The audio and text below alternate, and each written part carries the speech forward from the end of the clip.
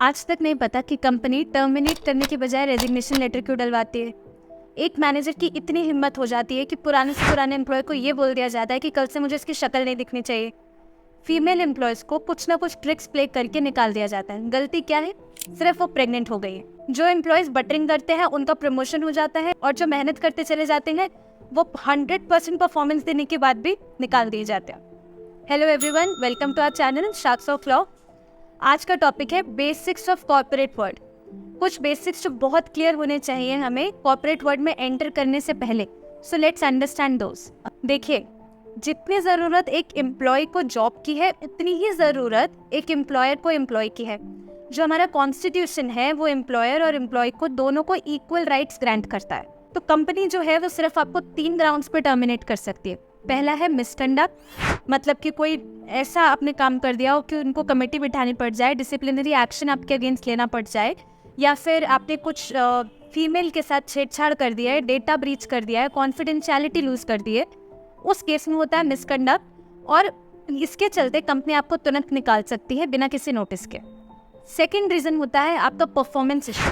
अब performance issue में निकालने के भी कई फैक्टर्स हैं जिसको हम वीडियो में आगे डिस्कस करेंगे। थर्ड रीज़न है कि कंपनी के पास आपके लिए काम ही नहीं है, मतलब प्रोजेक्ट नहीं है, कंपनी के खुद के पास ही प्रोजेक्ट नहीं आ रहा है, या जिस पोजीशन के लिए आपको हायर किया गया था उस पोजीशन पे काम नहीं आ रहा, तो उसको भी बोल सकते हैं हम ले ऑफ, जिसको हम आगे डिस्कस करेंगे वीडियो में। अब बात आती है कि ये फैक्टर्स तो हो गए, बट ये फैक्टर्स कहाँ रिटन है, कहाँ बाइंडिंग है, ये बाइंडिंग है भी लीगली या नहीं।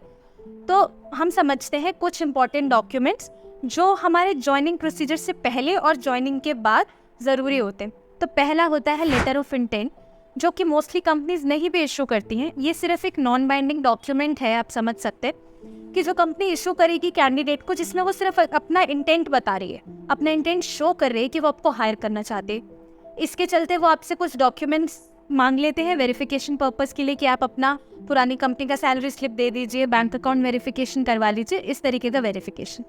इसके बाद आता है ऑफर लेटर। कंपनी आपको एक ऑफर लेटर रिलीज करती है जिसमें बाकायदा आपके पूरे डेजिग्नेशन, सैलरी, पोजीशन, सब चीज़ें मेंशन होती हैं, और इनफैक्ट की डेट ऑफ ज्वाइनिंग पे। अगर आप उस डेट ऑफ ज्वाइनिंग पे ज्वाइन कर लेते हैं कंपनी को, that is okay, well and good. नहीं करते हैं तो वो इनवैलिड हो जाता है। आप डेट चेंज भी करवा सकते हैं, कंपनी जो है आपको एक फ्रेश ऑफर लेटर इशू कर देती।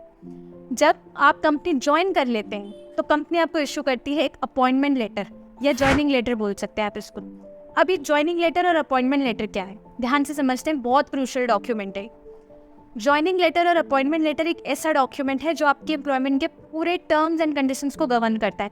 इसमें आपका probation period, non compete clause, employment में बॉन्ड होना चाहिए कि नहीं होना चाहिए, कितनी लीव्स मिलेंगी, किस पर्पज से लीव्स मिलेंगी, कितनी लीव्स इन कैश कर सकते हो, और बहुत सारी चीज़ें कवर होती। तो अब समझते हैं कि इसमें जो एक इनिशियल फेज पे काम आने वाला क्लॉज है वो है प्रोबेशन क्लॉज। अभी प्रोबेशन पीरियड क्या होता है? प्रोबेशन पीरियड इज, आप कह सकते हैं, ये टाइम है कि एम्प्लॉयर और एम्प्लॉय चेक करते हैं कि हमारी सिमेट्री बन भी रही है कि नहीं। एम्प्लॉयर चेक करता है ये एम्प्लॉय कंपनी के लिए एलिजिबल है कि नहीं।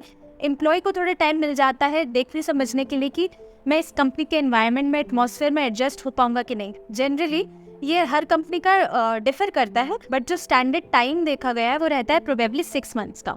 6 मंथ्स का जो टाइम है वो बहुत इनफ रहता है समझने के लिए कि कैंडिडेट के साथ रिलेशनशिप कैसा रहेगा।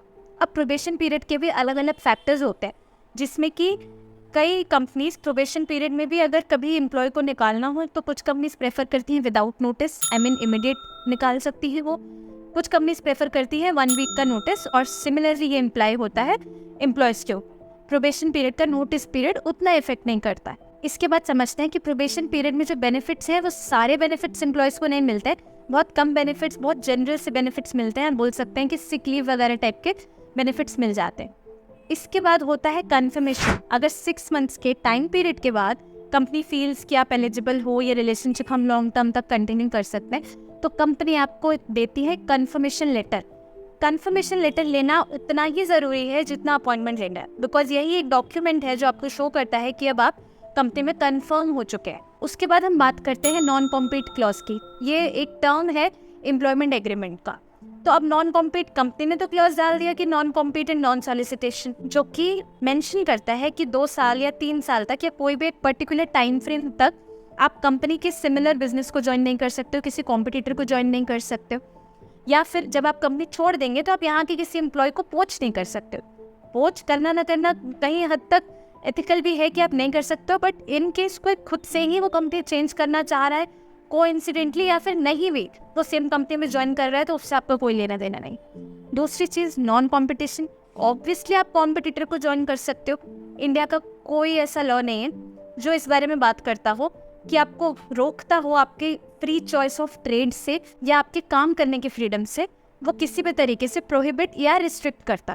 तो डेफिनेटली आप कॉम्पिटिटर को ज्वाइन तो कर सकते हैं, हाँ, बट कुछ चीज़ें आपको ध्यान में रखनी होंगी, जैसे कि आप प्रीवियस कंपनी का डेटा लीक ना करें, किसी तरीके से कोई मॉनेटरी लॉस उनको ना हो जाए, या कोई भी कॉन्फिडेंशियल इन्फॉर्मेशन प्रीवियस कंपनी की नई कंपनी में नहीं शेयर करनी चाहिए। Otherwise you have full rights to join any of the company you want. अब समझते हैं कन्फर्मेशन लेटर का फ़ायदा क्या है।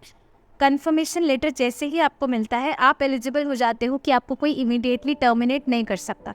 बट कंपनीज फिर भी बहुत ज़्यादा डराती हैं, धमकाती हैं कि आपको ब्लैक लिस्ट कर दिया जाएगा, आप टर्मिनेशन लेटर इशू करने के लिए मजबूर मत करो, आप खुद से रिज़ाइन कर दो। बहुत सारे ट्रिक्स खेलती हैं कि एम्प्लॉय खुद से रिज़ाइन करते हैं। इवन कि 2020 में एक बिल का इंट्रोडक्शन भी हुआ था जिस बिल में ये बताया गया है कि कंपनी अगर आपको टर्मिनेट करती है तो उसको 9 मंथ्स की salary along with all the benefits जो भी आपके एलिजिबल हैं, जिन बेनिफिट्स के लिए आप एलिजिबल हैं वो कंपनी को आपको पे करना होगा, वो तभी टर्मिनेट कर सकती है। तो सोचिए अगर ये बिल पास हो जाता है तो कंपनी तो और भी ट्रिक्स प्ले करेगी, और भी धमकियां देंगी और गेम्स खेलेंगे एम्प्लॉयज़ के साथ कि वो किसी तरीके एम्प्लॉय को फोर्स कर दे कि एम्प्लॉय खुद ब खुद रिज़ाइन कर दे। वो कंडीशंस ऐसी क्रिएट कर दी जाएंगे। अब आपको टर्मिनेशन से बिल्कुल भी नहीं डरना है। अगर एम्प्लॉयर कह रहा है कि आपको टर्मिनेट कर दिया जाएगा तो आपको टर्मिनेशन लेटर ले लेना है उनसे, जिसमें एक रीज़न लिखा हो कि आपको टर्मिनेट क्यों किया गया। अब टर्मिनेशन लेटर एम्प्लॉयर दे नहीं रहा है और आपको बोल रहा है कि रिज़ाइन कर दो। सोचिए आपने भी रिज़ाइन करने से मना कर दिया। अब एम्प्लॉयर्स ऐसे केसेस में क्या करते हैं, ऑब्वियसली कंपनी के सब कंट्रोल्स उनके हाथ में, बायोमेट्रिक उनके पास है, ईमेल्स एक्सेस उनके पास है। सपोज करो हर चीज़ से आपको रिस्ट्रिक्ट कर दिया, अब वो 10 दिन की छुट्टी दिखा के अपने रिकॉर्ड्स में आपको एब्सकॉन्डेड बता दिया जाएगा। आप एक एब्सकॉन्डेड कैंडिडेट डिक्लेयर कर दिए जाओगे। अब एब्सकॉन्डेड कौन होता है? एब्सकॉन्डेड वो कैंडिडेट डिक्लेयर कर दिया जाता है जो कंपनी से ऑफ पे है, बिना किसी को बताए, ना कलीग्स को ना एम्प्लॉयर को, कोई इन्फॉर्मेशन दिए बिना। अगर कोई एम्प्लॉय कंपनी के बाहर है और वो रिपोर्ट नहीं कर रहा है किसी भी तरीके से तो वो एब्सकॉन्डेड है। अब इनकेस आप रिजाइन नहीं कर रहे हो तो कंपनीज ऐसे में खुद ब खुद आपके सारे एक्सेस लेके आपको एब्सकॉन्डेड डिक्लेयर कर देती हैं। तो इन चीज़ों का बहुत ध्यान रखना चाहिए। बहुत बार आपने सुना होगा, अरे हमारी कंपनी में मेल्स का चक्कर नहीं है, या मेरे बॉस के साथ मेरे बहुत फ्रेंडली रिलेशंस है। बहुत लोग बोलते हैं कि अरे मुझे तो ईमेल ही नहीं करना पड़ता लीव के लिए। कितने भी फ्रेंडली रिलेशंस हो, मार्क माय वर्ड्स, ये कॉर्पोरेट वर्ल्ड है, सब चीज़ें डॉक्यूमेंटेड रखिए, ईमेल पे रखिए। जब आपका टाइम आएगा ना तो आपका वही फ्रेंड आपके ऊपर एब्सकॉन्डिंग का केस बनाएगा। कोई भी एम्प्लॉयर कभी फ्रेंड नहीं होता है, या कोई भी रिलेशंस कॉर्पोरेट वर्ल्ड में नहीं बनते हैं। ऐसा भी बहुत बार हो सकता है कि आप कंपनी से कंटिन्यूस फॉलोअप्स कर रहे हैं कि मुझे ऑफर लेटर दे दीजिए, या जितने भी इंपॉर्टेंट डॉक्यूमेंट्स है, offer letter, joining letter, confirmation letter, और कई फॉलोअप्स के बाद कंपनी जो है वो नहीं दे रही है। बहुत लोग होते हैं, कुछ स्टार्टअप्स हैं, वो ये कल्चर ही फॉलो नहीं करते, और एम्प्लॉयज़ भी इस चीज़ को बहुत लाइटली ले लेते हैं कि अरे हमारी कंपनी में तो ये कल्चर ही फॉलो नहीं होता, ये डॉक्यूमेंटेशन इतना इंपॉर्टेंट नहीं है। ये डॉक्यूमेंटेशन तब काम आता है जब आप किसी मुसीबत में फंस जाते हैं, जब एम्प्लॉयर आपको डिच कर देता है। ये डॉक्यूमेंट्स का इंपॉर्टेंस तब समझ में आता है। अब इन केस आपके कंटिन्यूस फॉलोअप्स के बाद भी अगर आपको ये डॉक्यूमेंट्स नहीं मिल रहे हैं, बहुत सिंपल सी चीज़ है, आप एचआर से लेके हायर अथॉरिटी को एक ईमेल में मार्क कर दीजिए, उसके बाद कोई फॉलोअप करने की ज़रूरत नहीं है। अब आप बोलोगे कि ईमेल का एक्सेस नहीं है या ईमेल भी नहीं फॉलो होता है, तो आप एक लेटर लिखिए और पोस्ट कर दीजिए। उस पोस्टर रिसीट का कॉपी रखिए अपने पास और उस लेटर का कॉपी रखिए।